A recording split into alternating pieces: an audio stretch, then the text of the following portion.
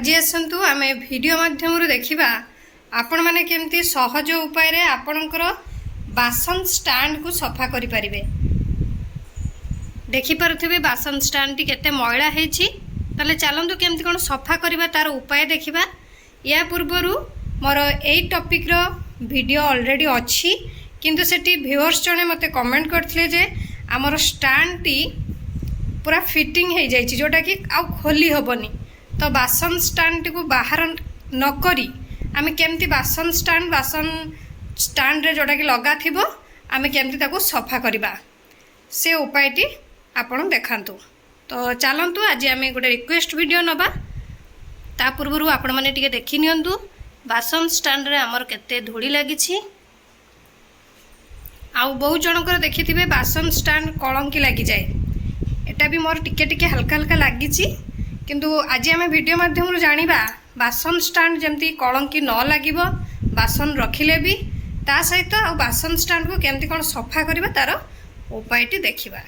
ताले चलंतु वीडियो आरंभ करबा। गुड आफ्टरनून आपन समस्त मो तरफ नमस्कार। आशा करछि आपन माने समस्त भलरे थिबे, मु भी भलरे अछि। चलंतु वीडियो आरंभ करबा। किंतु वीडियो आरंभ करबा पूर्वरु जदि आपण मान भितर कहीं जदि आज मो चैनल में नुआ थांती ताहले प्लीज प्रथम चैनल टी को सब्सक्राइब कर दियंतु। पाखरे थिबा बेल आइकन को क्लिक करंतु, जहा फल मो नुआ नुआ वीडियो रो नोटिफिकेशन आपण मान पाखरे खूब शीघ्र पहुंची जिवो। आ आपण माने मते टिके सपोर्ट करि परिबा आगु को जीवा पई। ताले चलंतु वीडियो आरंभ करबा। किंतु हाँ, जो माने एते पर्यंत मते सपोर्ट करी आछंती सेमान को तो प्रथमे मोर बहुत बहुत धन्यवाद। ताले चलंतु आरंभ करबा। सेठी पई आमे गोटे पात्र नबा। पात्र रे किछि भीम लिक्विड दबा, ता सहित टिके नख उषुम पानी मिसेबा। मिसेकी गोटे स्क्रबर साहाय्य रे एबे आमे सेही बासन स्टैंड रे भलो भाबरे लगेई नबा।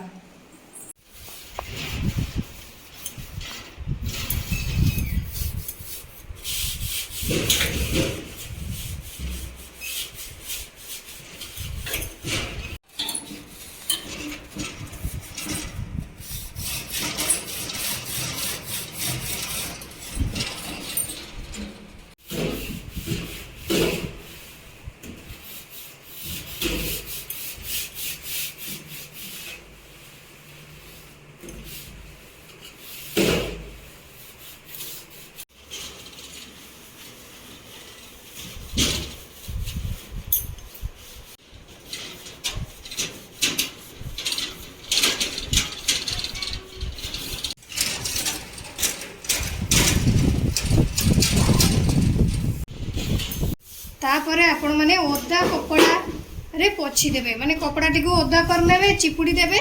तापरे आपण को बासन स्टैंड टी को भलो भाबरे पोछि देबे। आउ जदि जो मानकर सुविधा थिबो तो खोली की स्टैंड टी को बाहर नहीं पानी ढाली की धोई परिबे। आउ जो मानकर सुविधा नथिबो तो से माने आपण माने एमती कॉटन कपड़ा को डिप करनेबे, भलो भाबरे चिपुड़ी देबे। तापरे स्टैंड टी को पोछि देबे। एबे हमर बासन स्टैंड टी पूरा पूरी चकाचक हो जाइछि, किंतु कलंकी न लागिया पई चलंतु आमे आ गोटे उपाय देखिबा। जो उपाय को आपण माने अप्लाई कले आपनकर आउ बासन स्टैंड कलंकी लागिबनी। सेथि पई कोन करबे ना, आपण गोटे पात्र नेबे। पात्र रे किछि लूण नेबे। लूण नै सारबी आपण माने सेथि गोटे लेंबू को जोटा रसटी को बाहर कर नेबे। लेंबूटी को चिपुड़ी नेबे। एबे आपण माने लेंबू चुपा साहाय्य रे ए लूण को आपणकर बासन स्टैंड रे भलो भाबरे लगेई नेबे।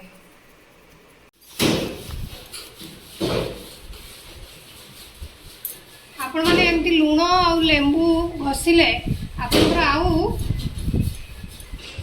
बासन स्टैंड कलंकी लागिबनी। आपण माने स्क्रू रे भी आपण माने घसी पारे। देखि पारुथबे हमर घसिला भितरे हमर कलंकी छाड़ी जाउछि।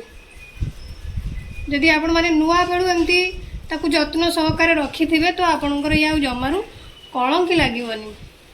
जते बेले भी आपण माने एको सफा करूचंती, सफा कर सला परे आपण माने लूण आ लेंबू रस टिके घसी देबे। ता द्वारा आपणकर स्टैंड रे कलंकी लागिबनी।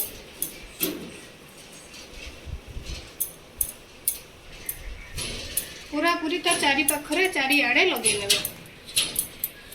तापरे आपण माने ओदा कपड़ा रे पोछि देबे, माने कपड़ा टिकु ओदा कर नेबे, चिपुड़ी देबे। तापरे आपनकर बासन स्टैंड टिकु भल्लो भाबरे पोछि देबे। आउ जदि जो मानकर सुविधा थिबो तो खोली की स्टैंड टिकु बाहरे नहीं पानी ढाली की धोई पारिबे। आउ जो मानकर सुविधा नथिबो तो से माने आपण माने एमती कॉटन कपड़ा को डिप कर नेबे, भल्लो भाबरे चिपुड़ी देबे। तापरे स्टैंड टिकु पोछि देबे। देखंतु एबे हमर बासन स्टैंड टी पूरा पूरी चकाचक हे गला। आपण माने भी एही उपाय रे सफा कर नेबे। आशा करछि आपण मानको वीडियोटी भल लागितबो। जो व्यूअर्स को रिक्वेस्ट थिला से तांकर प्रॉब्लम रे सॉल्यूशन भी जानि पारथिबे। आशा करछि आपण मानको वीडियोटी भल लागिथिबो। मु ताले रहूछि पुणे देखाबो नेक्स्ट वीडियो रे। किंतु आपण माने please like comment share subscribe करिया पे भूलिबेनी। मते ताले विदाई दियंतु। नमस्कार।